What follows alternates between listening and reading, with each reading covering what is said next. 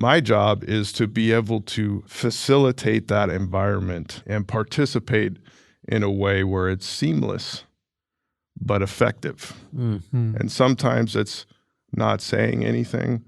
Sometimes it's putting a stop to the current road it's going down. And being able to identify those moments, take a breath, and then act on them. That's creating those environments to create good music.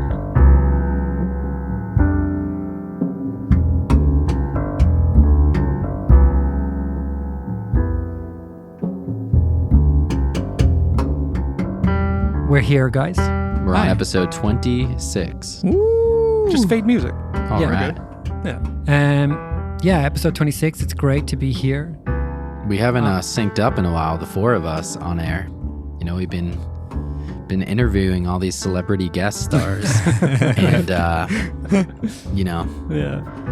I know we kind of had the idea. It was actually Michael was really adamant about doing either a week on, week off with a guest, or 2 weeks on, week off with a guest, and I think we booked 4 or 5 weeks in a row with a guest. Yeah, we got pretty excited. Instead, the complete opposite. So yeah, we haven't really reconvened. I don't think we knew how much we'd miss. We'd miss it. Yeah, you know, or how much the character would shift. And you know, and you don't know how much food is too much to eat until you've eaten too much. Exactly. So it was a little bit of that. We didn't know how many guests in a row you could interview before you'd want to get back and connect together. Also didn't know how many guests would actually want to do it. Yeah. That's exciting. With that, you know. And I mean, we're learning. It's really cool to go. I guess it's been like 23 episodes or 24, where then we started, you know, having conversations with other guests, and like it's almost like this rebirth of the podcast again, where we're learning how to do all the things. Yeah, by 25 we were experts, and now we're noobs again. Yeah. It's kind of cool to just restart and challenge yourself to figure things out all over again. Yeah, very much so. What do you think about? We haven't talked on air about the conversation with Volta or Cian. What did you guys take away from those? Jeez. Or Ryan. Ryan, really? Yeah, we haven't kind of even debriefed. This first set. That felt like just we were incredibly lucky because of John's relationship, and then by extension the fact that John introduced Spider and I, and we'd done a little work with him, so we already knew him outside of the podcast. I felt like I knew him so quickly. Yeah. And he was COVID tested up in the room. Michael was on the road, obviously, but that's a big difference. There was a difference there, and I'm glad that we got that first one. But Ryan was so attentive to our... I think Ryan had been interviewed by a lot of bad MTV hosts and weird NPR people over the years. So he was like, listen, you guys are new at this. So he would reinforce us with, hey, great question, Michael, or great question, Spider, you know. Wait, I thought it was because I asked a good question. It might have been. I'm thinking it might have been because Ryan was just a great guest. But I felt lucky that he had so much to say and so much energy to bring. He was so kind of gracious. And the thing that we're... You know, we talked at dinner about our value set, about what we're trying to do that's different. And I don't really like painting us in opposition to other things. There are podcasts that we name to let people know what we're not. Right. And it's kind of a cheap move that I pull. To our, you know, to our something or other, to our credit, we are trying to figure ourselves out. So I think, you know, comparing ourselves to another podcast is helpful for us to say, yeah, we don't want to be that. We don't even know why we don't want to be that. Or maybe we do. You know, it's helping us kind of find our footing. And it not be because we disagree with them, just because they already do it. So why do it? And they're focused on things that we're not as interested in anymore. We're not. It's not like we're for people doing a podcast. We are for people making a podcast out of our work, like our working and friendship, our working relationship and our friendship. I think it's a big difference. These explorations of our philosophies around creativity, around the music industry, around creating in the music industry, and all things related to that. So surviving in the music industry. Surviving. Period. Sometimes it's being grateful, and sometimes it's like fuck. Getting started, getting better, getting great. You know. All of it. But about the interviews, you know, with Cian, with Ryan, with OG Volta, like the moments that stand out to me, and of the listeners that I've spoken to about these episodes is like the more they reveal about themselves in a way that they wouldn't on a, you know, MTV, you know, interview or something. Shout out to TRL. Love that show. Love that show. That's really did. Oh man. But you know, like getting into sharing their own personal values or their own, you know, misfortunes or challenges they've had, wanting to give up. I think that was something that Kian mentioned that was just so powerful and so easy to identify with. You know, the moments where you're like, fuck all this, like I'm out, you know, I'm going to be a fireman, you know, and that was powerful. A fucking fireman. Yeah. He's going to be a fucking fireman. Yeah. It's an important distinction. It is. And Ryan, you know, coming from this like superstardom to, hey, I'm a songwriter in LA. I'm a new guy. I'm just like scene. the rest of everyone now. And like, how do I interact with the new context that I'm in? And that was, you know, that was huge. So I mean, that's what I really like to see in these interviews. That's what I've been just sitting here, not really saying too much, just enjoying hearing all that. I mean, we're craving the vulnerability. We're craving the honesty. We're Real craving the things, connection, the things that you wouldn't say anywhere else, publicly. Right? Yeah, It's like, I think the thing about the thing, you know, I'm going to generalize here, but all of us ended up in music because we're a little outsized, a little odd, didn't fit. If the idea of working in the bank and you say, hey, I'm interested in this idea, or I'm thinking this, or I feel this way, it's like, yeah, we don't do that here at the bank. That's not how we roll. We watch The Bachelor and we show up on time and we, you know, and I'm painting obviously a very glib version of the That working sounds at like the a bank. more cheery version. Yeah, of right? working in a bank. But- it sounds all right. It's the most optimistic version. But the point is, we sort of found or looked for a place where we could be our more authentic, probably slightly less stable, Yeah. more colorful, more vulnerable, you know, all of the different shades of who we are. The music business, for better or worse, on a good day, and there are days when it can be very constraining, which is an odd, sort of one of the ironic things about working in music. But on a good day, the music business is a place where you can be weird and it's part of the job. And it makes you money. Yeah, and that's Right. that's And now that we're initially- raining in money from this podcast, we're weird. Yeah, it's you true. you look I you think you it's know, the opposite. you're in a small town in Ireland and you're looking at your dad working in a factory. You know, my dad was a tool maker working with taps and dies, making metal work. And I love my dad and I'm proud of the work he did. And then you look at someone like Kurt Cobain and you're like, I think I want to be more like that. Yeah. Like I think I'm a little bit, and of course at 15, you're a fucking thorn in everybody's side, right? You're a Right, pain in just, you are trying to find your own voice and trying to be your own person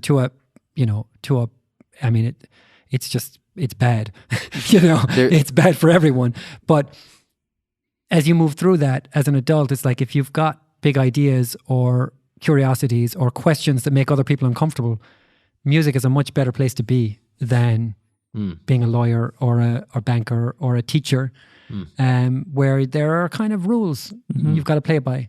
There's two things actually. We watched Nirvana on SNL. Yeah, we did. And Dave Grohl's drums were his cymbals were about 7 feet above him. Was it was wild. incredible. But the performance was unbelievable. Like we're just sitting on the couch being like, could anyone even do this? Like, is it even possible nowadays for someone to do? Like, it was just so real. Every note, every scream, everything could have just been pressed to a CD or vinyl and released. It was perfect. It was amazing. And the other part is we've been preaching this idea of vulnerability, the importance of it, how it connects the listener with the artist, and then doing that here, and seeing, you know, I've been speaking to listeners. I've made it like a real project to speak with our listeners and understand what they like, what they don't like, you know, what they're getting out of this. And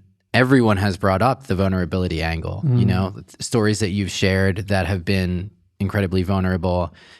that's where people connect. And, you know, I feel like we're giving away the cheat code. This is how you make a podcast that people connect to. Like, be vulnerable, be yourselves and be vulnerable. But it sounds simple. It's really difficult to do. But I think the value that people get from it is the same we get from a great record. If they're a hot mess, we'll be a hotter mess. You know, we'll just keep one-upping them. I commit to that right now here. Yeah.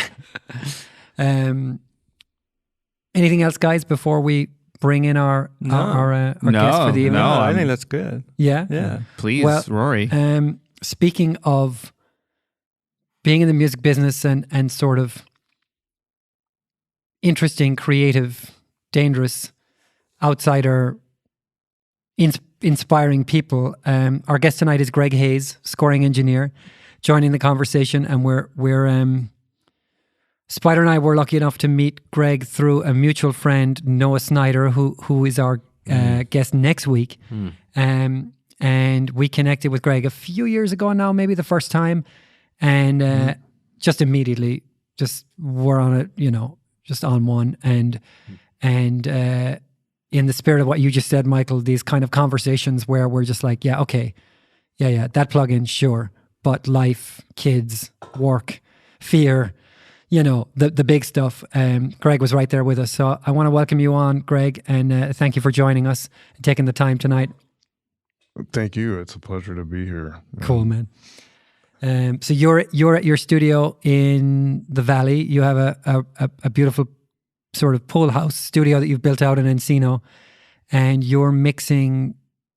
Do you want to give us maybe a very short history of who you are, sort of where you come from, and like a couple of minutes of like where you came up and how you found your way to this mic tonight? Sure. Originally, I'm from California, but moved to Nashville later in middle school. Just my mom and I moved out there. And I was playing instruments then, but that's where I really started to work in studios. You know, I started writing songs and stuff like that, and a neighbor had an ADAT studio, and that's where I started really falling in love with engineering. I got to go see an actual session at a studio on Music Row, Bayou Recording.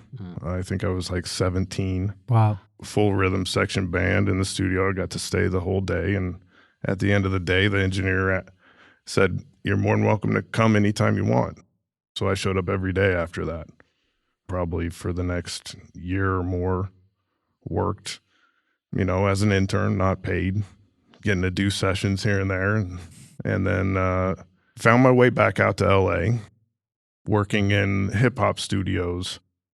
You know, in Nashville, I had only worked on tape at that point. And the first studio that I got a job at was a hip hop studio, and they asked, "Can you run Pro Tools?" And I was like, "Sure." You know, not having ever worked on it before, I spent the weekend learning as best as I could and did the session. And then shortly after that, found my way to Cherokee Studios. Coming from Nashville didn't really get me any street cred. So I basically had to start over. They hired me as a runner. I think I was there for a week and a half, and then an assistant didn't show up and ended up running the tape machine for a vocal session. Then I started assisting there and was there for a few years, and that's where I met Noah, working on a Warren Zevon record that he was engineering and producing. Noah and I connected, and he had been working in the film scoring world, so that was really my entry into working on film music. Yeah. Oh, wow. I didn't know this. He was working a lot with engineer Dennis Sands, and Dennis had built a studio in Santa Barbara. Needed an assistant there, so I ended up the dream.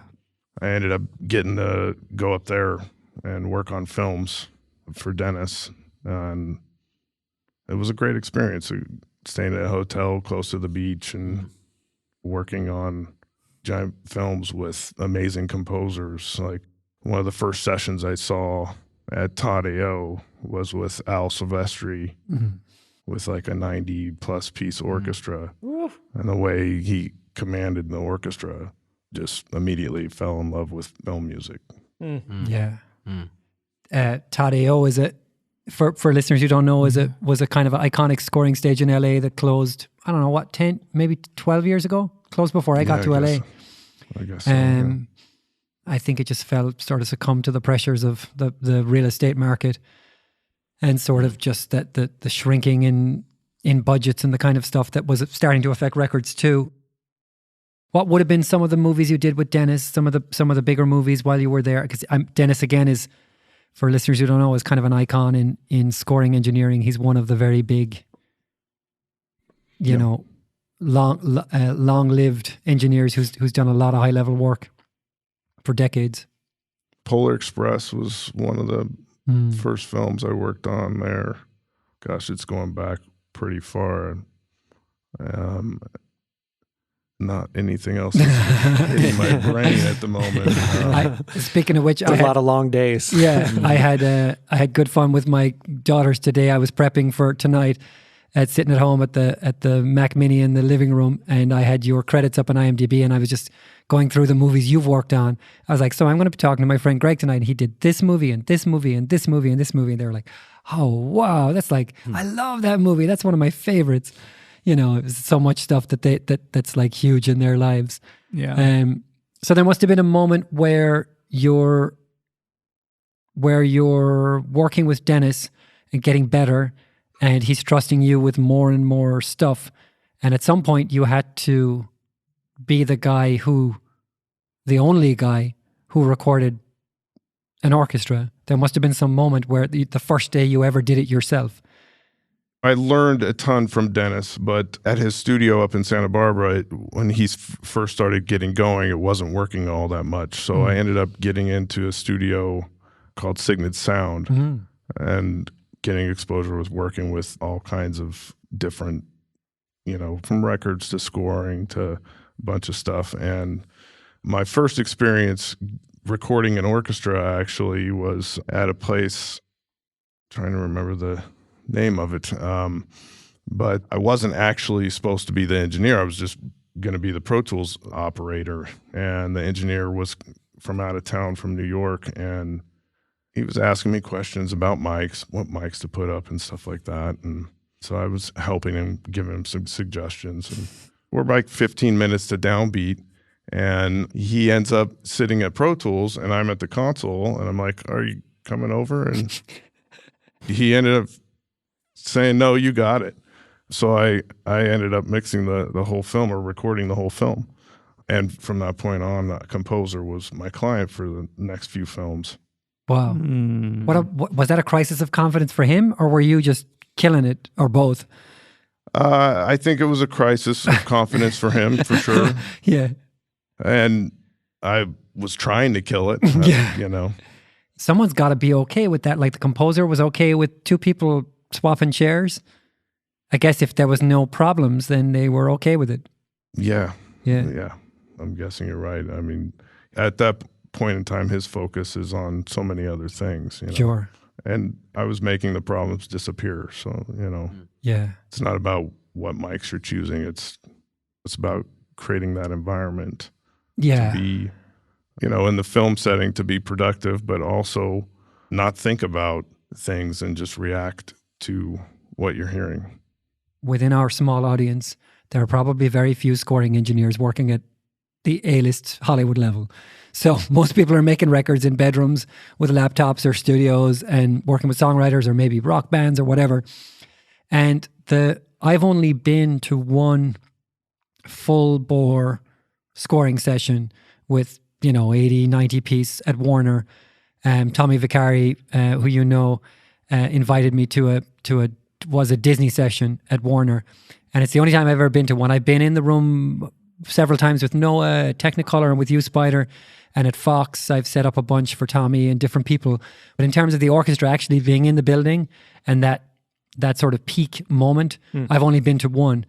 And it's important for listeners to sort of give a sense of, because it's not something that's like, I don't know that you can go on YouTube and get any feel for those this. kinds of stakes are on an engineer's shoulders are on a whole other game. On everyone's shoulders. Yeah. It's crazy high-level thing where, I mean, very approximately, let's just put just to give a sense of just numbers alone, what does a, first call players at Sony or Fox, 70, 80, 90 piece with the full thing and an A-list composer, what does that session cost? Is it 200 grand? Is it 300 grand? What does that day cost?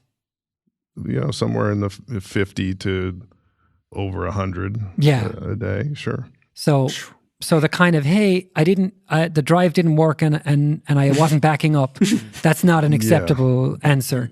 It's not. But those stakes, and you have composers who have dedicated their lives to their craft. You have directors who are somewhere between sort of genial creators and dictators all at once, right? Who are driving a project forward. And the stakes are super high. As someone who's made records and still makes records, still mixes records from time to time, and who's been in that room, in that seat, yes, how would you characterize the difference? I've got a sort of a simplistic outsider view of like, well, the stakes are high, don't fuck up. But there's got to be a whole lot more to it than that. It comes down to the basics that you guys have talked about in the past and being prepared for it. And it's the same concept of the one mic and the producer. It's just times 60 mics in the room or more. You have an amazing team behind you on these scoring stages. I try to fall back on the exposure of the technical side of the things from the experience of the years I've been in rooms doing sessions. And if I'm putting out there a relaxed environment, then people will connect with that. And when a problem arises, it's not the end of the world, and you have to adjust and keep moving forward. A big difference with records and films is there's huge time constraints. Yes. Because of union rules, and you've only got the players for a certain window. Sure, and the picture's coming out on a certain date and the dub's happening at a certain time. If you're prepared, those timelines can fall away and you can concentrate on the art of it and the performances and the ability to capture 100 humans in the room at the same time. The pressure falls away when you've prepared and you have the right crew to rely on. You said about having a great team. What does, again, for people who are listening who just haven't been in that room, and I've only been once, again, hanging out with Noah and a little bit with you, I have, and Tommy, I have a sense of who's on there. People like David and Larry, running Pro Tools and whatever, Larry Ma. But can you give an outline of like what? So you're at the console, and the console in a scoring stage is still a real old school console. It isn't a dude at a little IKEA desk with a laptop. It's an 88R or it's really an 88R in the modern nowadays. Yeah, it's a big Neve or a VR or something, and it's got a lot of inputs. It's 96 or 100 and something inputs, and it's a real console. Who else is there? So you're at the board. There's an engineer taking care of the technical aspects of the room. There's a recordist who's taking your setup information and applying it, mostly into the control room. Then there's usually one or two stage guys setting up the actual floor, mics and chairs and headphones and podium and the tree. And there's also another headphone console out there. If you're in the US, a lot of stages in London running headphones and stuff is on the engineer in the control room. But here in the US, there's a few differences. Right. There's a guy running different headphone mixes for the orchestra. As you talked about, there was somebody running Pro Tools.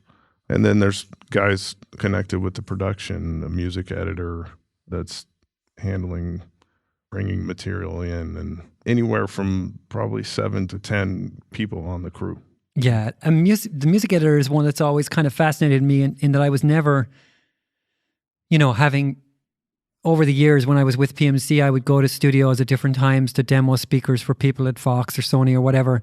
And people would be music editors and I'm talking to them about speakers and they would play demo tracks. And I'm kind of, at no point was I comfortable enough to say, I don't really know what you do. But they would, I remember the last music editor I was with, she was at Fox. And I'm sure you'd know her if I could remember her name. But it seemed to me that, I was saying, is this your room? Like, how long have you been here? How long are you going to be here? And she was like, oh, I move from project to project. I'm on a movie for 6 months, 8 months, a year. And I can't remember what she was doing then.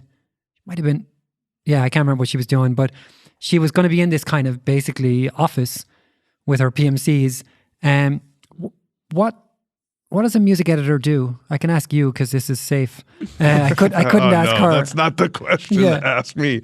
I don't know. But I mean, best answer ever. No.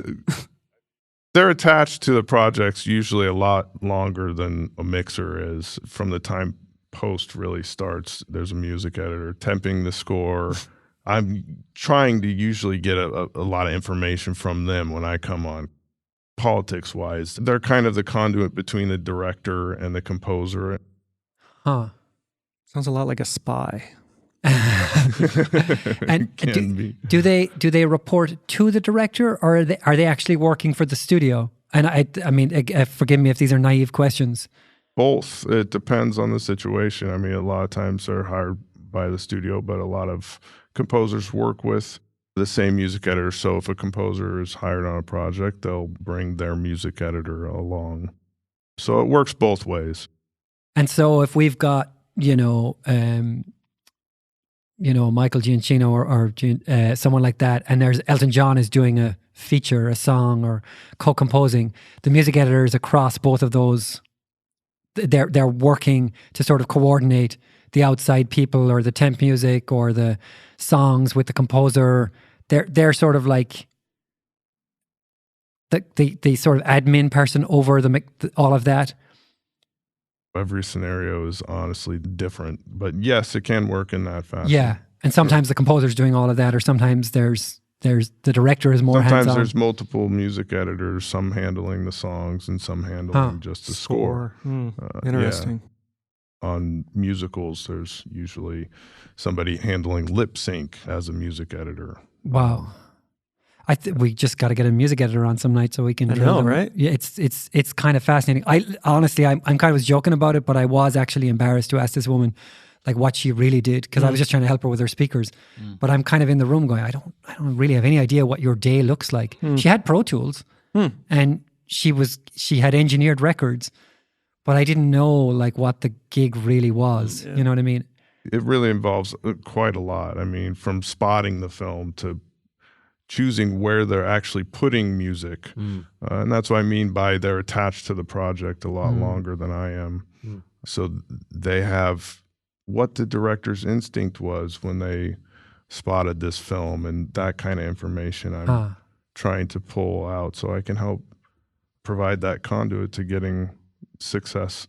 So a given scene, if the temp music is driving the scene, then you know that the piece you're recording gets to drive the scene, and it can be more dominant as opposed to something they want to bury below, a bunch of dialogue or effects. It might change how you approach the actual recording of it. It's super complex. Yeah, man. Do you think about going back and making records sometimes, or what do you think? Yeah, not just think about it. That's what I've been working on the last month.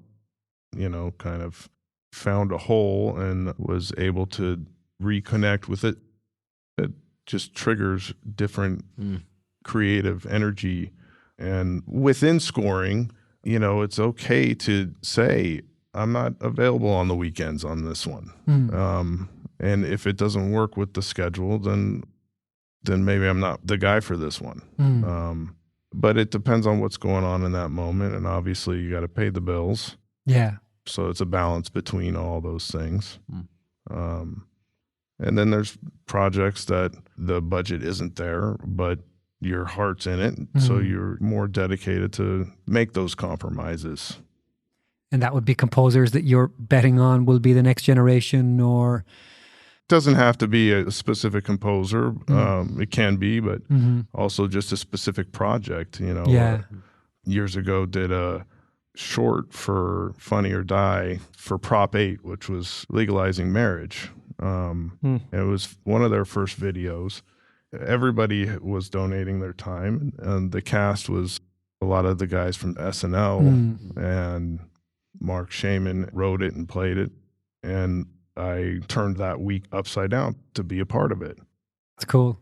I think I had a sort of a conception of this gig as being very serious and kind of regimented, and you've actually got way more control of the kinds of things you do and when you do them than maybe I imagined. Man, it's a really different world. You know, visiting Noah on the stage a few times when there, you know, has been this big sort of peak moment with everybody in the room and being able to be a fly on the wall. You know, there are things, of course, that are familiar to me. You know, there's a console there, there's gear, there's stuff. It's all set up like a studio, but really big. Mics are in places where you think they'd go. You know, there's a lot of familiar things, but I find like walking into that space a sense of intimidation, right? It's like all these people, sofas in the back of the control room, and just people working on the movie, like taking notes, doing what they're doing. Grown-up looking motherfuckers. Yeah. Ties and shit. Yeah.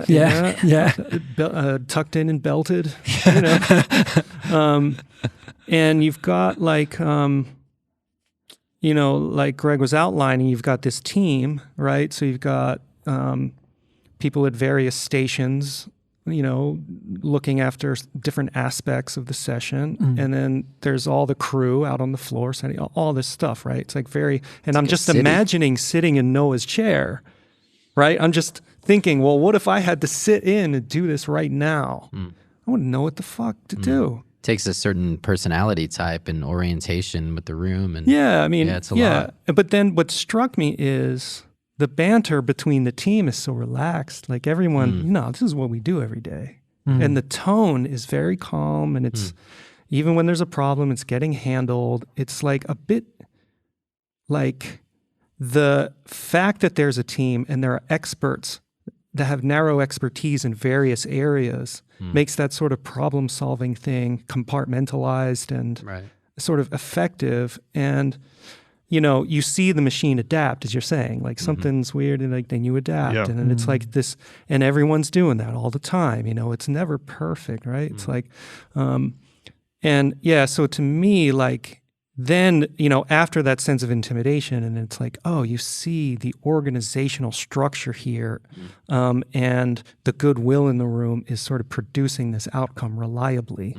And then you get this sort of sense of calm about it. I don't know. That was just my experience coming into like a familiar yet foreign place. It's kind of surreal in a way. Something I was thinking about as you were speaking, I'm just trying to imagine your day to day, and I'm wondering, I know for me, there's times where I'm designing and it's just kind of checking things off a list in my head and executing on something, and it's great or good enough or whatever. And then there's times where there's these peak experiences throughout the process.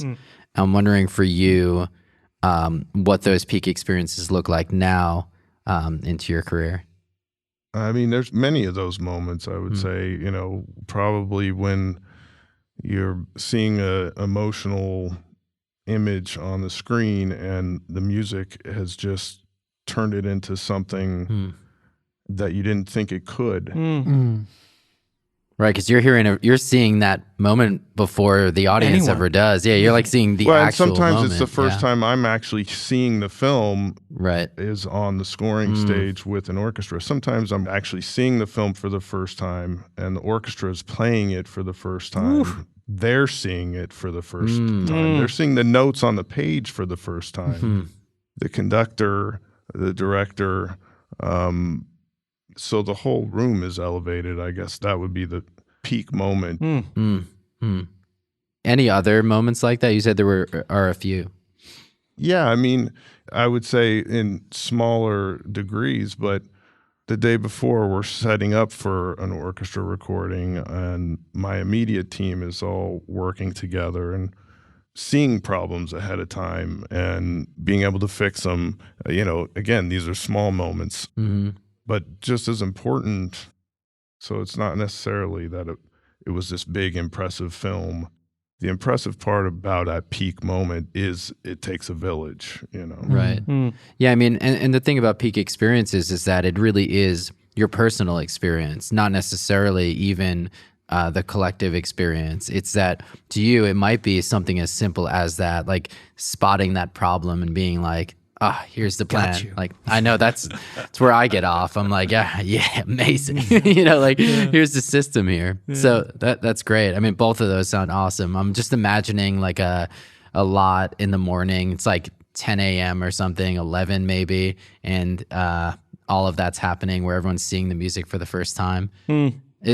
Is this, I don't know why I want to know this, but is this early in the day that usually happens where like everyone's set up, and then they're seeing the music for the first time, they're playing it for the first time, you're seeing it. Is that early in the day? Is that sort of towards the end of a long day? What does that look like?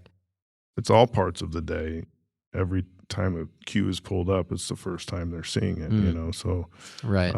They don't do that many takes. That's the thing I noticed. Yeah. It was like, boom, 1, 2, 3, maybe 3, nope, next. It's like, it's different. These are the best in the world. Yeah. The players. Yeah. Everyone in the room's like best in the world. It's like really impressive. It happens a bunch of different ways. And, used to, you'd rehearse before they'd ever record. These days, it's a little bit more dialed in.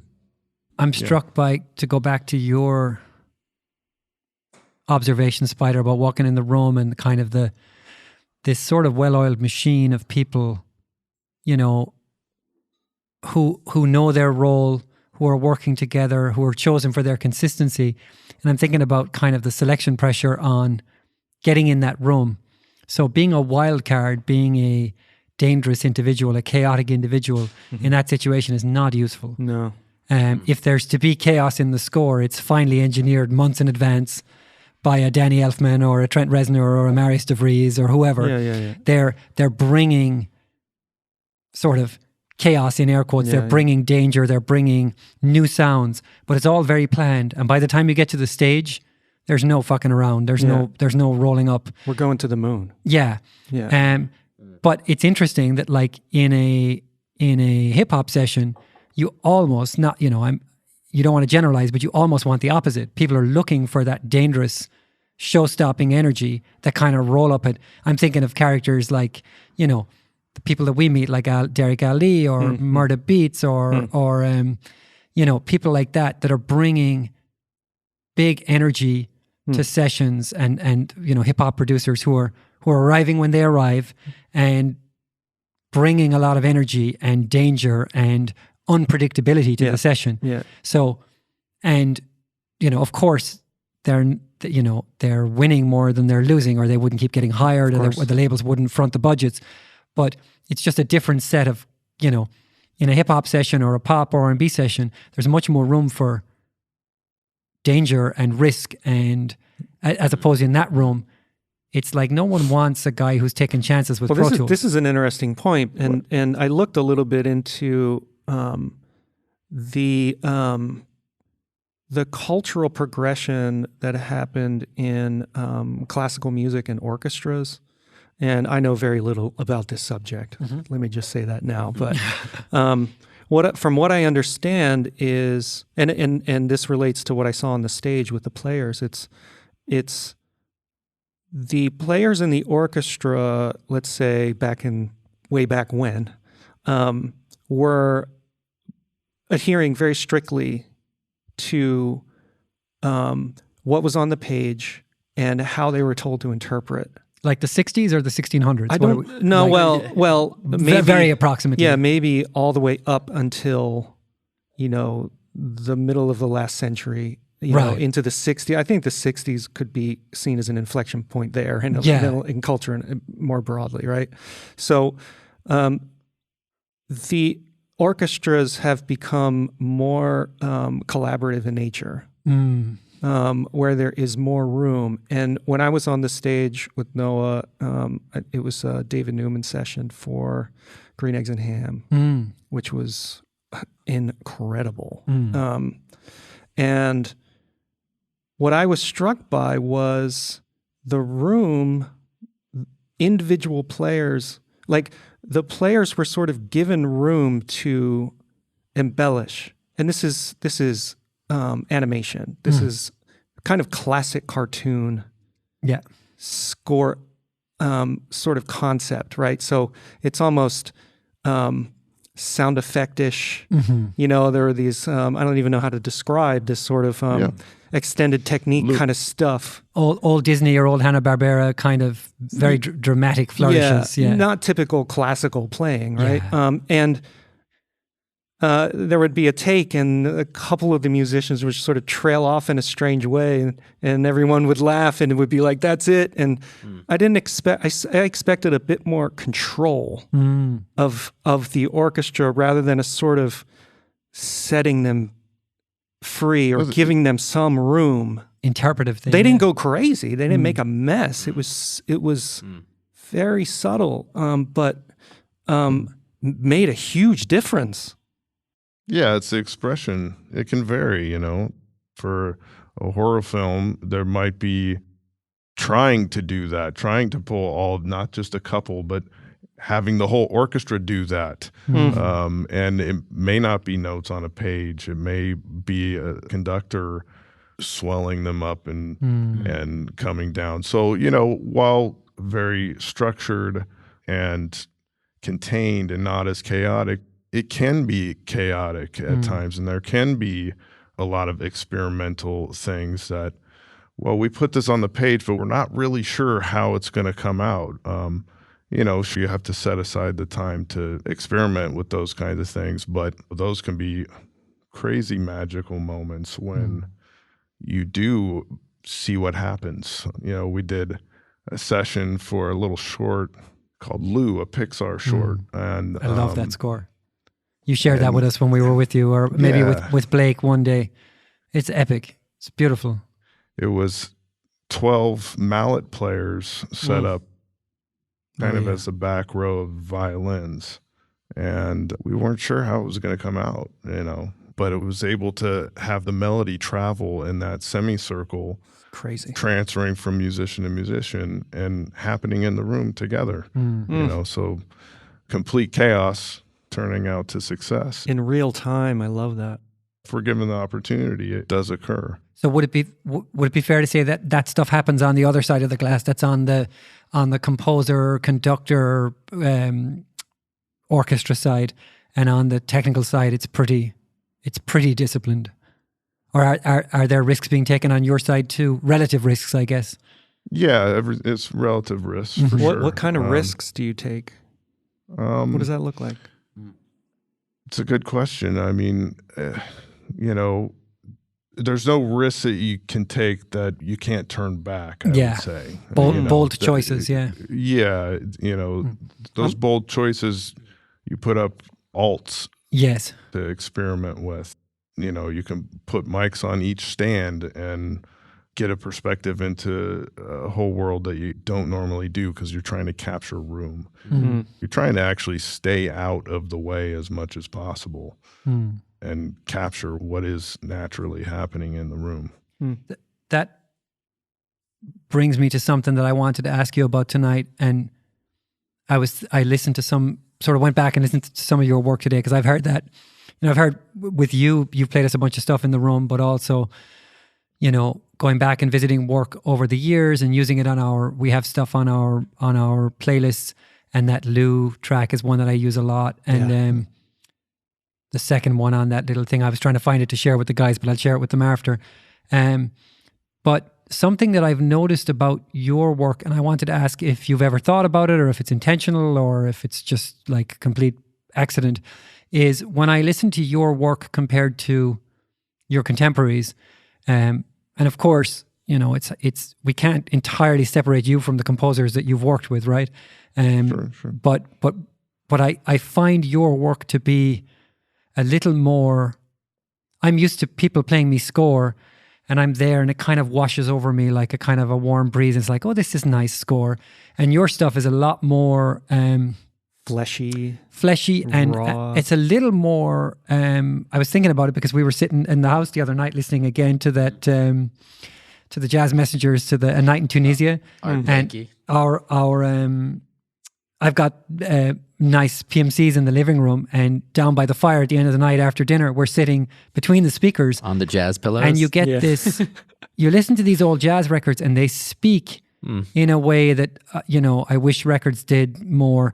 They speak. It jumps out of the speakers and it grabs you. And I find your work has that character. It's not 30th Street, Columbia, whatever. It's not that thing. It's not as direct and throaty and raw as that. But compared to most Hollywood score, which is kind of lush and warm and distant, your stuff has a kind of a... does any of what I'm saying make sense? It has a kind of a throatiness or a grab. Immediacy. An immediacy, yeah. That I think is really refreshing. And I could hear it today when I went back and just listened. I was looking on your IMDb and jumping through a bunch of projects. And it's kind of consistent. Is it something you think about? It's intentional for sure. Yeah. I can take that approach of the warm, lush, distant thing when it's appropriate, but yeah, it's trying to bring detail and some sense of record-like production, but playing in a theatrical environment, because there's also an element of that warm lushness type of thing that is hitting up against the screen. It wants to envelop you in that way. So it's a fine line between cutting your head off and a warm blanket type of thing. It's, a combination of really appreciating the older school approach and never deviating from it, but then adding in more modern flavors as far as mic choices and aesthetics and the whole chain, mic pre's, bringing in modern touches, but the basis rooted in classic Hollywood. Yeah, exactly. Yeah, no. So the philosophy is the same. It's just lower noise and less distortion. It's not a technical nostalgia. Yeah, no. You know what I'm saying? You're not rolling out the old consoles and the old tape machines. Is that a thing? So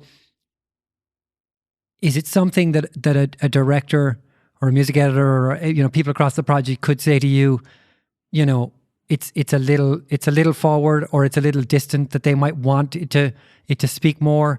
Because I know that like in mastering we complain about level.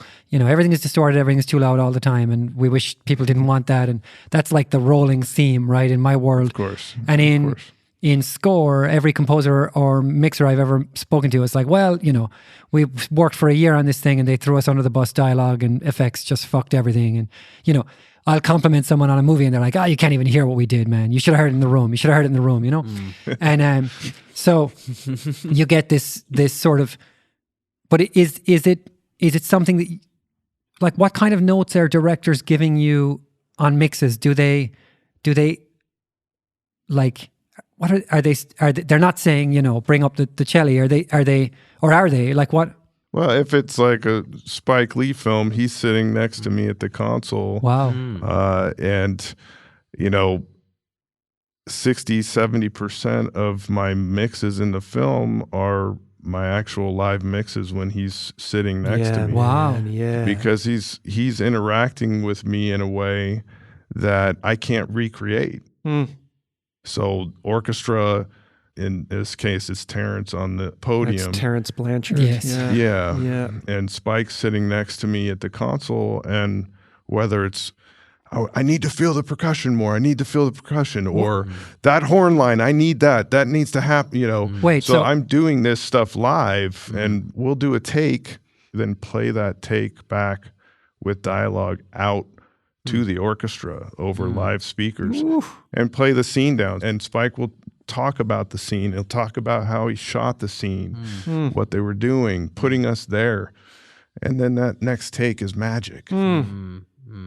The Black Klansman movie, which is, I listened down to most of that today. What a film. I haven't seen the movie. I listened to a bunch of the score today, and it had that throaty realism. But are you saying that some of those mixes were from the floor? They weren't mixed after the fact? Or were you mimic? That's crazy. That's crazy. That's old school, man. That's why I'm talking about old school. Yeah. No, that's crazy. Okay, so that's crazy because I mean, I'll take back my live mix and I'll massage it. Sure. I might do some rides, but it's basically an 8-track mix, mixing in 7/1, so it's 8 tracks. I've since gotten smarter and I'll print the reverb separate or print close mics separate so I can mess with some of those kind of differences. But. Okay, but it's all making way more sense because this vibrant thing that I was perceiving, the spontaneity, it felt like it actually happened. I'm going to try and say the word antithesis, which is very hard for me, but it felt like sort of the opposite to everything we described earlier, which is this kind of button down, safe control room thing. I love how you casually dropped in that you were just have Spike Lee sitting at the console beside you. That's fucking epic. Right. Shouting in your ear. When we're asking you about peak experiences, you're like, I don't know. Not really sure. I haven't had any. Yeah, Spike, I'm feeling a little thirsty here. If you could hook me up there with a soda. That sounds like a good day. Sounds like a great day. But the idea of him, of this feedback loop, of him pushing you, he's getting feedback from the speakers of, he's saying more percussion, he's feeling it more, he's driving a take out to the orchestra, hyping them up, obviously in combination with Terence, and then getting the take that you're mixing and he's feeling in the control room and just that's a dream. I'm not fretting over a lot of the small things. I was going to say, I thought the triangles were a little bright. Yeah, just a little, but are they a little shrill? But there's so many tools we have at our disposal, with modern technology and plugins and all of those types of tools, that if I can capture that moment and that feeling that I'm getting when I'm sitting there and translate that to the audience, that's the best that I can do. And no matter how much 2K is poking its head too much. Yeah, those details, they can be nuanced after, as you say. Priorities. That's incredible. Everyone listening, just go and listen to that. That's brave. Like that's the risk. It's like, hey, there are these quote unquote flaws, right? But I'm committed to the thing that matters. And by the end of this, you're going to love those flaws or we will mediate them somehow. That's what we talked about at the weekend. We will deal with them, but we're not going to sacrifice what really matters for these. Yeah, I mean, it plays into a great song is a great song, not because the record sounded great. There's a lot of songs that we all like that the recordings are not great. Obviously, that's not the intent going into it, but capturing moments is what I try to focus on. And like I said earlier, I rely on my technical background to lead those decisions without really thinking about them because they happen so quick in that moment. And so second guessing things doesn't help you in those situations. It usually makes the outcome worse. And then the moment's passed you by and you're looking at the wrong thing. And you've introduced doubt. You have people sort of second guessing things if you're bringing that energy. Yeah, that doubt's contagious. Yeah, that as well. Yeah, in a big room. Something that Spider talks a lot about that a lot of people have engineered is the wrong word, but have de-risked making records in the modern world. That we've made it safe by having I think on. I don't use Pro Tools anymore, but I used to have it set to have 999 levels of undo. It was like, I don't know if you're ever going to run out, and you've got your backups, you've got your session file backups and your backups, and let's do another one just in case. Let's have one more, let's put up a second mic on that, upright bass. And we're constantly, and of course, as service providers, we're trying to make sure that even if we have a bad day, or even if someone has a bad day or something goes wrong, that we deliver a product, a master or a mix or a recording or a production. But there is an element of kind of like, art is supposed to be a high wire act, and if the wire is a foot off the ground, it's like, who gives a fuck? Like, why are we watching anyway? You know what I mean? It's like, if there's no risk of stuff going wrong, there's no, it's just not exciting. And it sounds like the kind of, that session with Terence and Spike Lee and those players, it sounds like there really are risks being taken.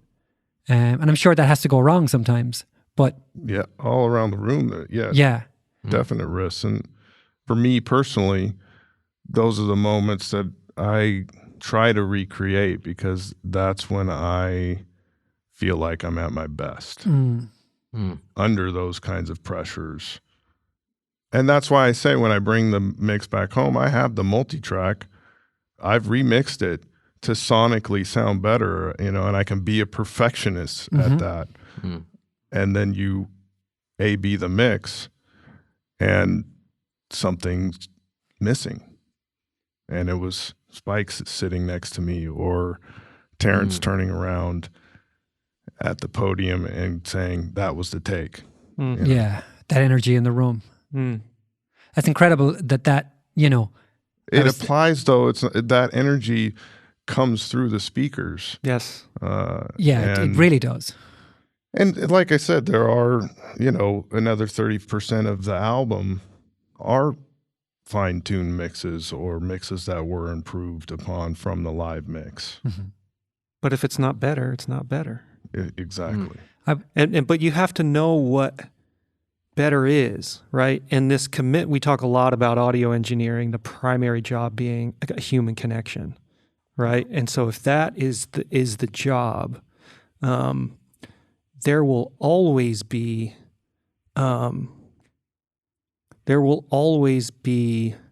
compromises in other dimensions if that is what you're optimizing for.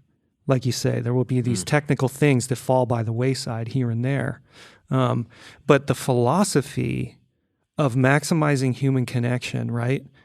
Like this connecting, like human beings, we are social creatures, right? We thrive in social settings, in community, and the audio engineer's job being to allow music and sound to play a part in our social cohesion and our not feeling so alone, of our feeling like we're a part of something bigger than ourselves.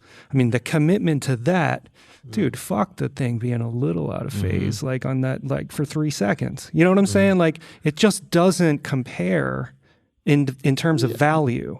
You know what I'm saying? Yeah, it doesn't matter. Sure, it all matters. But maybe that's the thing that's creating that unique experience. It's easy to look back and beat yourself up over it.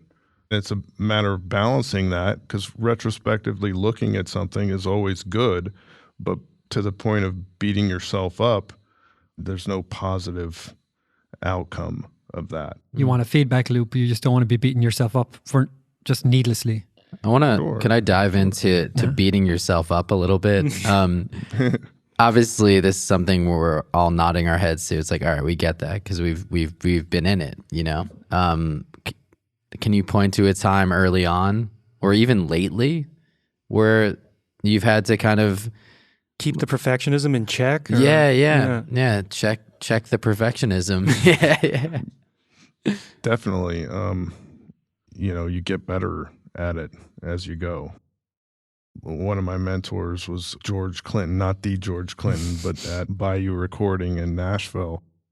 And we'd have amazing session players on the sessions and have a guitar player playing a solo, and we'd have to do it over and over kind of thing. And the guitar player then nails it, but George misses the punch. The guitar player's like, oh, I'm never going to nail that again. And it's like, well, you should have got it on the first 17 takes, kind of thing. Not to put the guitar player down, but to actually make light of the situation. And, that's not something that I would have thought to have done. So learning from those experiences, I guess. We're just making records here. Yeah. I love that attitude. Exactly. Right. Exactly. We'd cut a 10-song record in a day. Wow. And half of it was guitar solos. That's cool. Yeah, I mean, the perfectionism thing for a lot of us, it is an ongoing discipline to keep it in check. And I have to say, I regret fixing flaws way more than I regret leaving ones. You know, like if you can just get over yourself and let them live, you know, you may just fall in love with them. And really recognizing that it's you in the way of that happening, I think it's easier said than done. It really is. Yeah. There's something Aaron Draplin, I was watching his course on Skillshare over the holiday break, as if we have 9-to-5 jobs. Say who Aaron is for people who don't know. Aaron Draplin is a graphic designer, one of my design heroes, influences, and he's got a great way of, I'd say he's one of the better design communicators, in addition to just very simple, clean, bold design work. And when he was going through his process, he's like, right off the bat, he's like, we're using digital tools. Like you can make 1 million artboards or 1 million files if you need to. You know what I mean?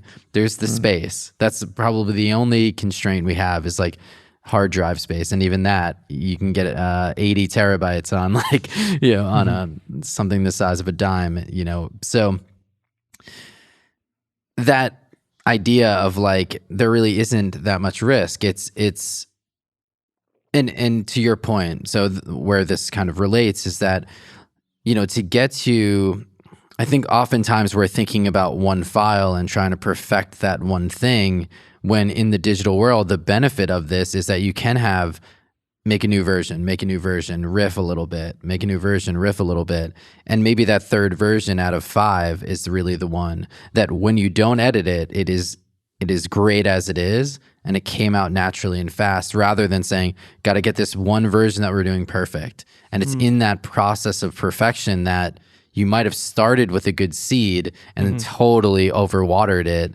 Whereas if you plant the third seed and water it just enough and leave it, and maybe even say, let me try another 2 ideas and then come back, it kind of allows you to snap out of that idea of like, it's this one idea that I started with that needs to be kind of seen through and perfected. It's an interesting strategy, like this idea of rapid iterations in like mix world or something. It's like, let me like really quickly without thinking, try like 3 or 4 things here and then go back and listen and see which one I like best. It's something I implemented. I haven't seen that. It's a version of what John was talking about last week with Tony's 10-minute rule. Right. Which is kind of take the detour, put a limit on it, but take the detour and try it out and see if it sticks. Yeah, I did it today, and I've since I heard him say that, I've been way more conscious of doing it, and it's been the detours are where the learning is, where the new ideas come from. So it's like when you're out of your way. That's why the rapid piece is really important. It's like don't like think really hard about these versions. Yeah, so just like quickly without thinking before you can get in the way. Right, try a few things and.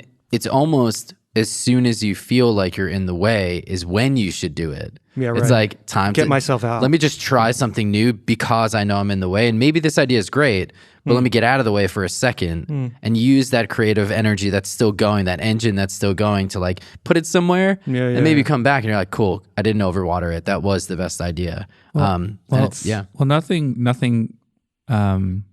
real is perfect. And like today, I did a mix in under an hour, and I felt bad sending it back so fast, but I just didn't care because the mix was done. And I got a phone call after exclamation points and all the love, which is like, why every time you mix a song for me, does it feel glued and like a thing? It just feels like a thing. It doesn't feel overcooked. It just feels like that's what I wanted the record to sound like. It feels like a record. And I don't know how to say it back to them, except for I'm just learning it right now from what you're just saying, which is I just let it be. I didn't perfect it. There's wild transients jumping out on a guitar. I didn't compress the guitar. The guy played it like that, and he played it well. So like I let it be. And I'm getting these comments recently, which is like, it sounds like a record when you touch it. It's like, well, I'm not touching it. You know, that's my feedback to them is I'm not touching your sounds. I'm just letting it be. And I'm getting that from the moment of like the triangle's too bright. It's like, yeah, because the triangle's a bright instrument. I don't know. You know? There was no triangle in the Black Klansman. No, sure. But that's a good example of what are you going to do to the triangle anyway? Like, what am I going to do to your guitar that's really aggressive? I'm going to take out mid-range. Like, what am I going to do? How does it feel? And that was my experience today. And then on another mix same day was like what Spider just said, like rapid iteration. Like, yo, first version's too bright. Well, so was your rough, so I let it be like that. Go warmer. Okay, it's too warm now. I set all these mixes back within 15 minutes of each other just to get them out the door. Like, what do you think about this version? Like, broad stroke. Oh, let's actually now, I want a version of between 1 and 2. Cool, now we're done. You know, because it creates like this. It's dialogue. a collaboration. You're also helping them find the way of what they're looking for. Yes. It doesn't seem like exactly. you can do that if you're overthinking. And John's made a very long, many year practice of getting himself out of the way through, lifestyle, the whole holistic approach to it.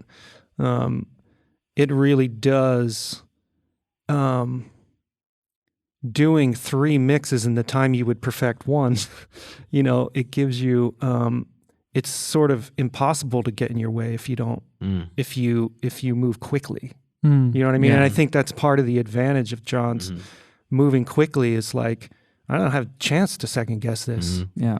And I was, so I mentor this guy, Dallas, and we speak once to twice a month. And today I was talking about, I created these 5 Instagram posts for this thing for PMC that I can't talk about actually. But it's just a promotion that they're going to be running. So I had to create them. We actually needed them soon. Like probably for me, it would be, I had to do it today because I have a workshop next week. So I had to like really just dive in and quickly like get this thing done. So I did it and whatever. And then I spoke to Dallas and I was telling him my process of how I got it, the templates I made, how I thought about making the templates. And really like, it was so in the moment. It was like I finished the design, then spoke to him. So it was really in my head of how I did every move. And I was just showing him kind of the steps I took. He's a designer and a software developer. So I thought it would be helpful. And it hit me in that moment is like what experience brings. I've been thinking a lot about that. Like, how come, people can do good work when they're younger, but what does it mean to be experienced and what is the benefit there? And to me, it's this identification or what comes with experience, and on the call, I was like, all of those attributes I just identified, like those were like projects or failures or moments, like all of those attributes were discovered over time doing different projects. And then in this literally 5-minute design sprint of getting these posts done, it was like all of those came convergence to the front. And I wasn't thinking, okay, now I'm going to think about this one. Does that, like this attribute? All right. It was all just one moment. You're fluent. Yeah. And it was a total flow state and it was done. First pass. Everyone liked it. Cool. Done. But I think when you're thinking about like how do you grow in the career, it is this endless identification of what goes into a piece to then eventually completely, technically you're not forgetting it, it's just going so deep in the subconscious and being expressed in the form of a flow state. But that's really ultimately kind of what you're gearing up towards as you specialize in a craft and you're seeing all of the variables that go into making something. And I just experienced that firsthand today. And I keep experiencing it, like we're doing this, the work that we've been doing over the last few years, when it comes time to do things like write notes, prepping for this conversation here, it's like, in a few minutes, Rory can jam something that is like, we wouldn't have been able to do a couple of years ago. Not even like close, it's just the training and the refinement of the process. When I see you knocking that out in the time you did, or the way John mixes, or this sort of commitment to the intuitive approach to recording orchestras and bands and such.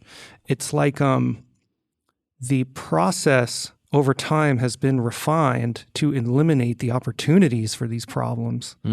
You know, and it's sort of only in recognizing the problems that you can refine them out. Yeah, it's a mix of, that's a good point. I think it's process partially, it's discipline of the process. Well, that's the commitment to refining the process, or whatever the practice is, right? The practice is keep my fucking perfectionism away from this record. Right. You know, it's like pushing the gas just enough. Like, you know what I mean? Knowing when to use that perfection and knowing the right times that perfection can bring something else to the table. Yes. You know, you talked a little bit about templates. I've kind of gotten away from working with any sort of template in the mixing process because it pushes me in a certain direction that I may not have instinctually gone there. So if that reverb's already there, I would have just turned it on and used it and go, oh yeah, that sounds good, moving on. But working without a template, I have to intently place a reverb or a compressor or whatever it is that we're talking about on it, and something has to be telling me to do that, and then my instincts kick in. And how long I spend doing that and talking about that perfection type of thing is, once I get the feeling that, say I'm working on a drum kit or something, that it's hitting me in the chest for this type of tune, or the snare's cracking just right, then I will move on. You know, a lot of times I'm also starting with everything in, not just focusing on one element at a time. Yeah. And Not building it up. Again, it's pushing me away from using templates. That's a great thing to point out, because it's when you're in solo modes of certain instruments that you hear the imperfections. When things are played together and they're imperfect together. And then you start to let them be together because it's a performance. This is where Tony Maserati's 10-minute rule comes into play, because it's not even just about bold, crazy ideas. It's all the time. It's like you never spend more than 10 minutes on anything. You come back. And you rarely stop the record. You just keep playing the record. The record just plays through. You know?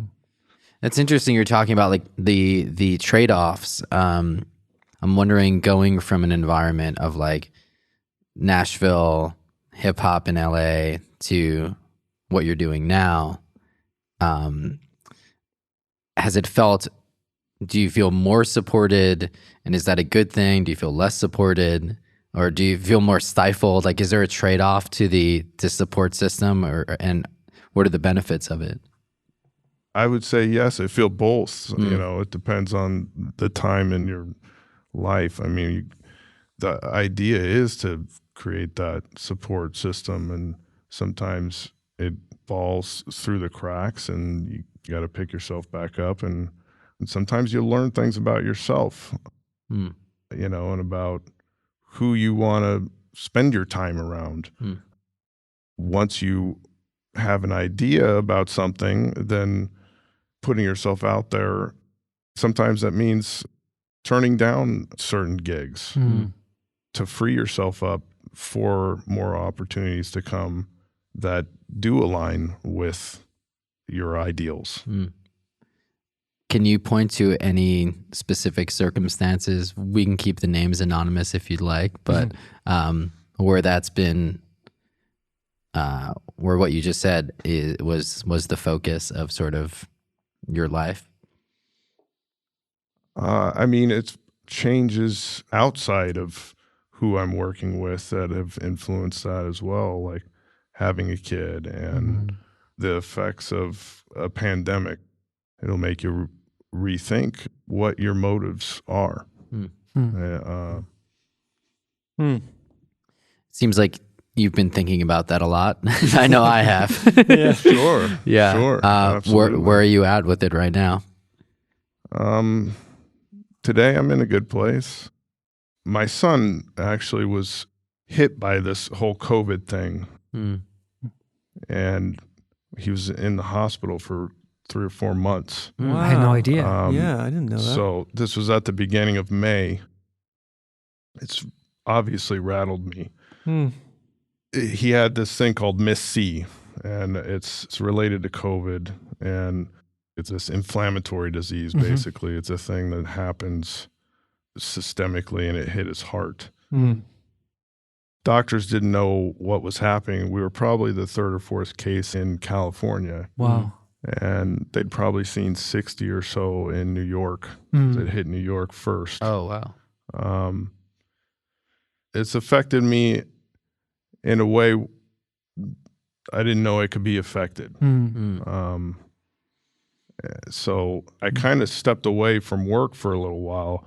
I would still get projects done for clients and stuff, but I buried myself in the science because the doctors weren't giving us answers. Sure. We got wrong diagnosis. He was diagnosed with this lifelong illness, and in learning the science of it, I basically proved wasn't the case. What?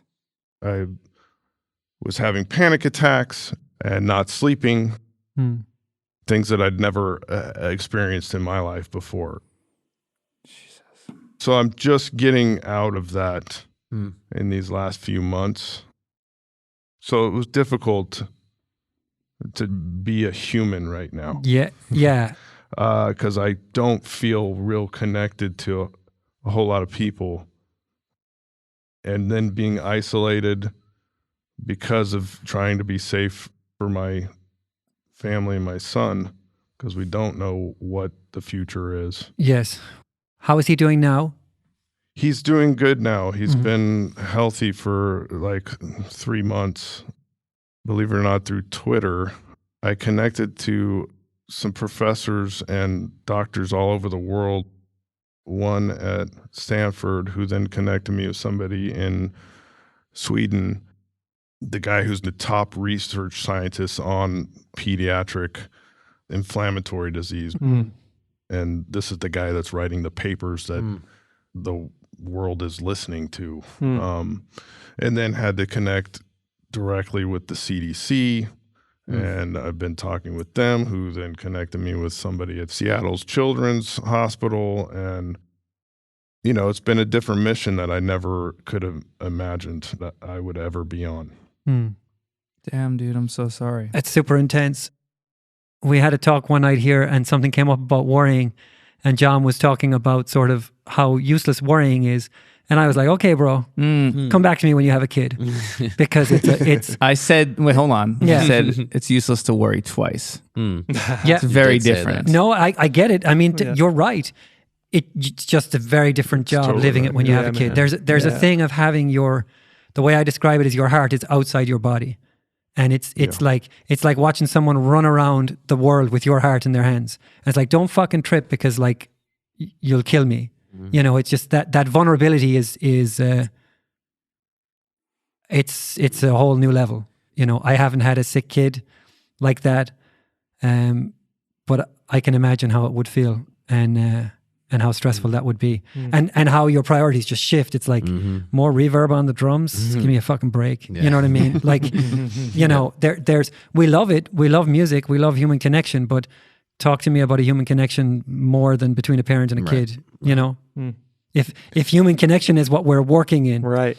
then that's The way ultimate. up there. Yeah, it's just one of the ultimates, you know?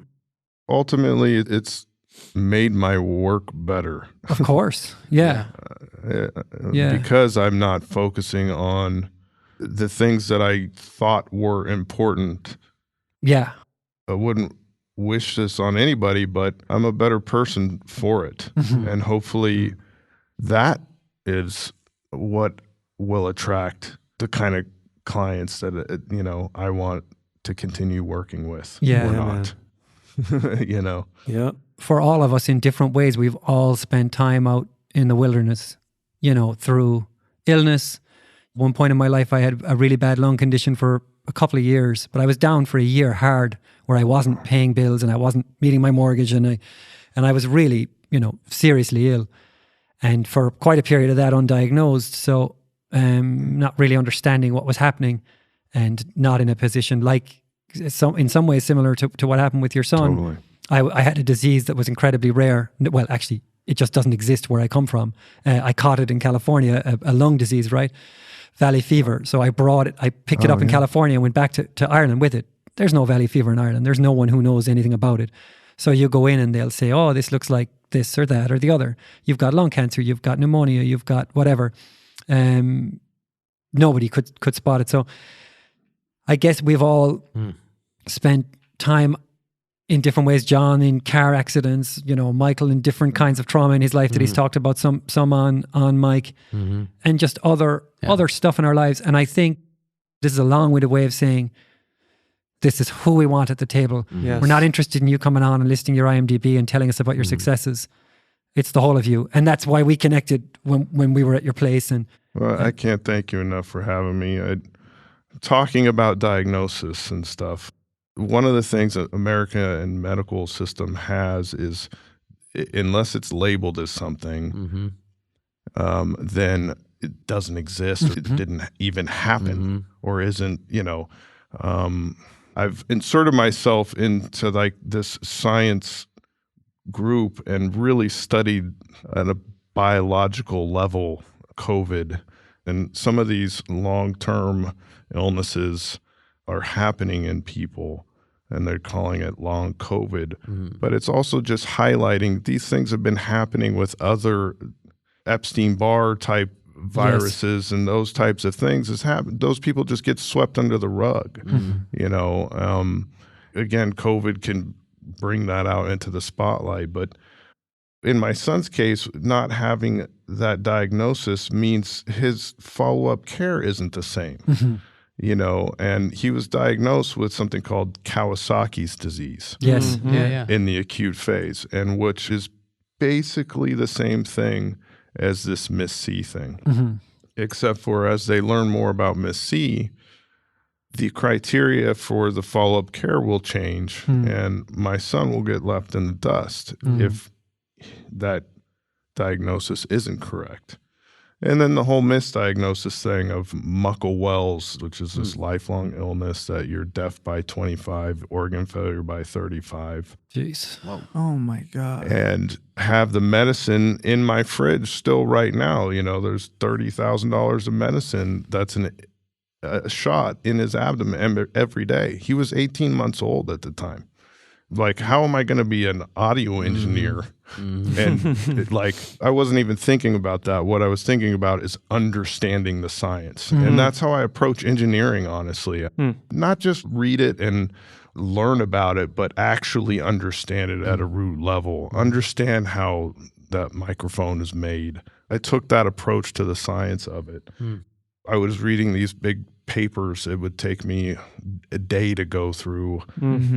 Where it's somebody else could just, it's not easy reading at all. And it would take me, weeks sometimes to get through these papers. But now having an understanding of it, I can have a conversation with the people that are taking care of my son and know that they can't, I won't accept a non-answer. And, this misdiagnosis was, I was being told, you're denying your son the medication he needs.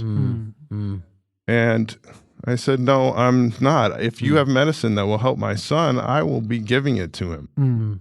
You can't tell me what's going on inside my son's body. Right. Actually, that's not, I asked her, can you tell me what's going on inside my son's body? And she couldn't, So no, I'm not giving him that.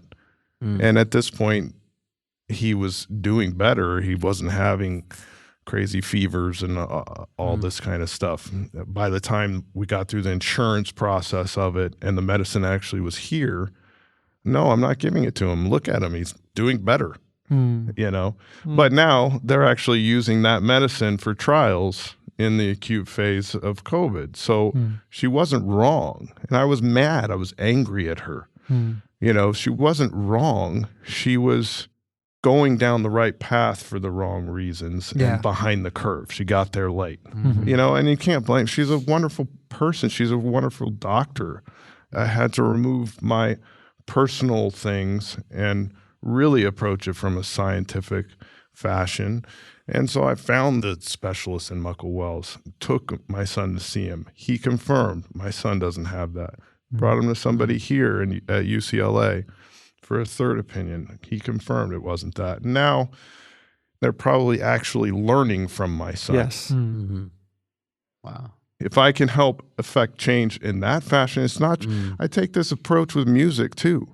You know, if I can help affect change in a positive manner, I'm going to do whatever it is within my power to make that happen. Mm-hmm. And sometimes in the process, I'm doing harm to myself. It's not because I'm forced to work 14 or 18 hours a day.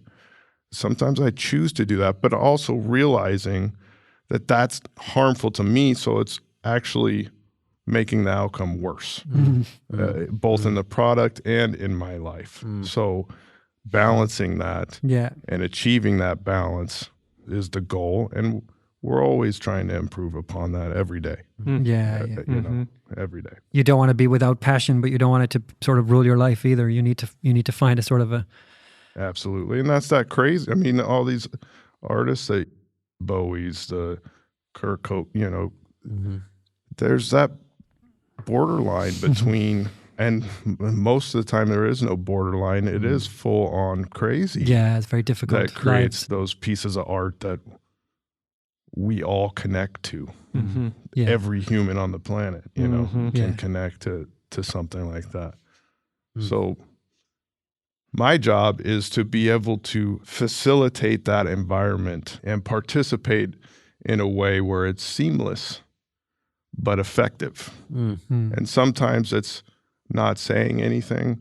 Sometimes it's putting a stop to the current road it's going down. And being able to identify those moments, take a breath, and then act on them. That's creating those environments to create good music. And in the scoring world, it gets condensed down, you know, time-wise. It's, you know, it's short bursts of intense capturing. Yeah. Greg, you agreeing to jump on and do this with us meant a lot to me when you agreed a couple weeks ago. It means even more now. Thank you. When I had talked to you, I haven't been on like Instagram or anything for probably 6 months or any social media, honestly. I couldn't do it. So as really one of the first interactions with somebody on social media was you, I knew I was doing the right thing. Because I don't know you, but I know what your intention is. And I'm a really good judgment of that. And if I'm confident in anything that I do, it's being able to judge character in that fashion. I just hadn't perfected the art of putting that into action. And that's because of societal factors, money factors, reliability, those kinds of things. So I've tried to give myself a little bit of space to breathe in that and see what the fuck happens. See what we can do. I want to admire both your strength and vulnerability for everything you just said and you know, for joining us today. I really appreciate it. Yeah, man. I think it's important to say that we're not looking to talk about community, we're looking to build one. Exactly. And we all need it. Something Spider and I were talking about, I guess it was last night and a few times, is this idea of having a rotating group of people that are on. So we don't want to make this seem like it's a podcast interview, because it's not. It's a conversation check-in at certain moments of people's lives. So it's going to be really awesome to check in next time and see the progress and see the growth. That's what I'm excited for. Yes. Yeah, man. Very cool. Very cool. I wanted to say before we got off, when we met Greg, Rory and I had set up like a big PMC demo for Noah, and Noah invited Greg down to check it out. That's right. Where was that? What was the first room we were in? It was at a secret studio that we're not supposed to right. talk Yeah. about. Yeah. That's right. I remember that. Right. Yeah. And, so we had the big LCR, the 3 big PMCs in the front of the room, and Noah's playing music and we're playing music, and it's fun. Greg rocks up. And Greg plays an orchestral stem from a mix he'd done at Air, I believe. Yes. And talk about peak experiences. I recorded it. Yeah, I recorded you'd recorded it at Air, right? Yep. And talk about peak experiences. That was a sort of musical high point of that year for me, to sit in front of that rig and hear this very raw, alive recording. And, you know, I don't think we'd really exchanged words at that point. And it just told me so much about you.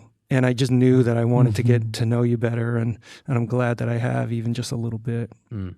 Yeah, same here, Spider. That was a high point. I remember sitting in the back left corner of the room while that was going down, and we were shaking our heads looking at each other, just going, what the fuck? Like, this is, and the whole vibe of where we were at, whose room we were in.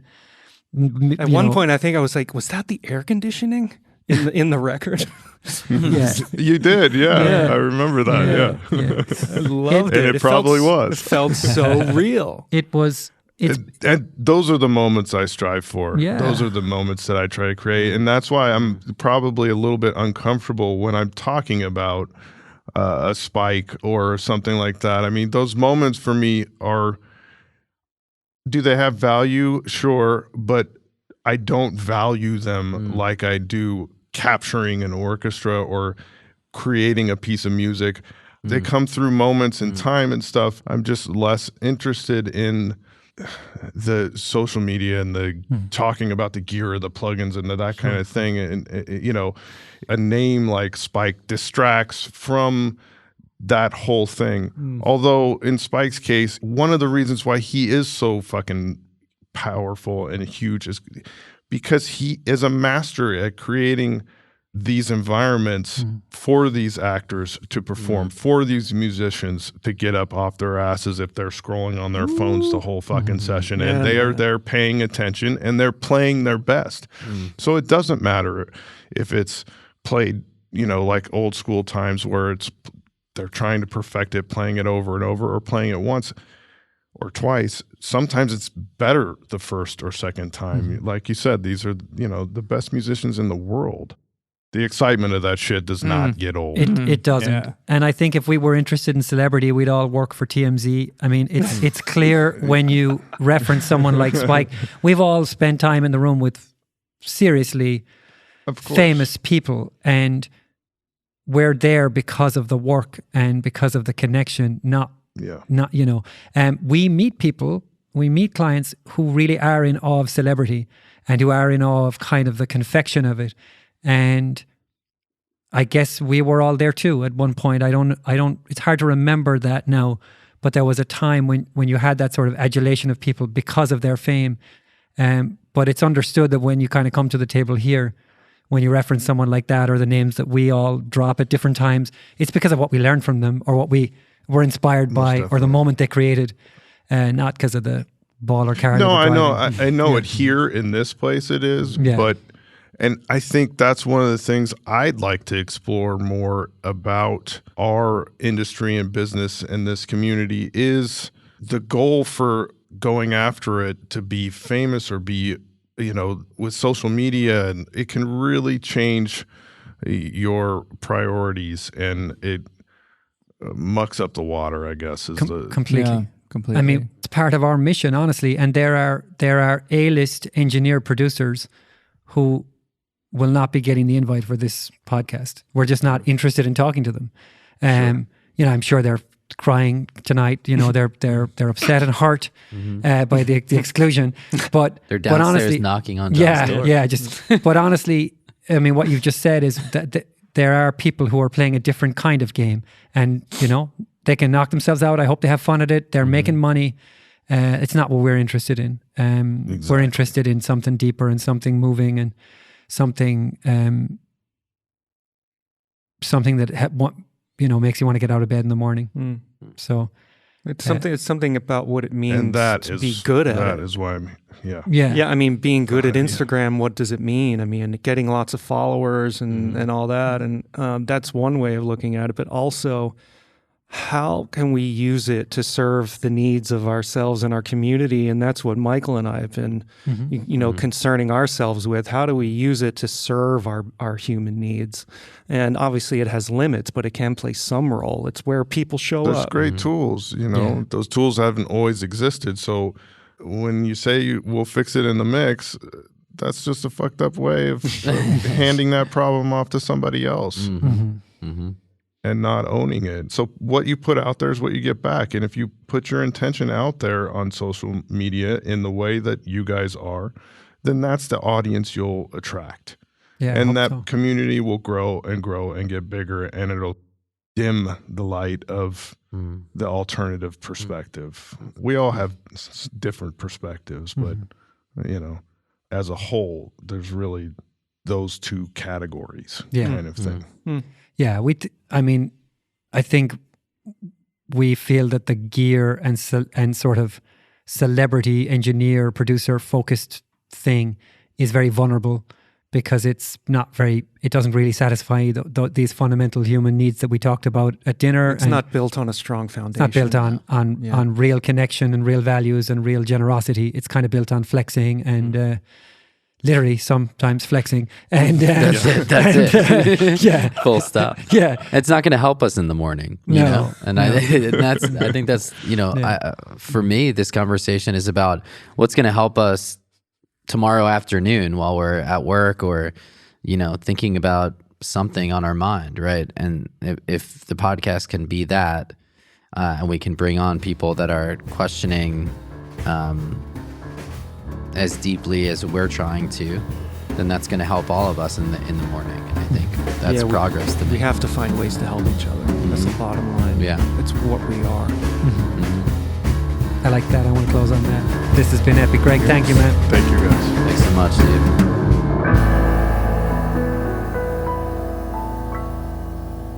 Conversations is produced and mixed by Dylan Seals. The Conversations theme was performed and recorded by the Hazelrigg brothers.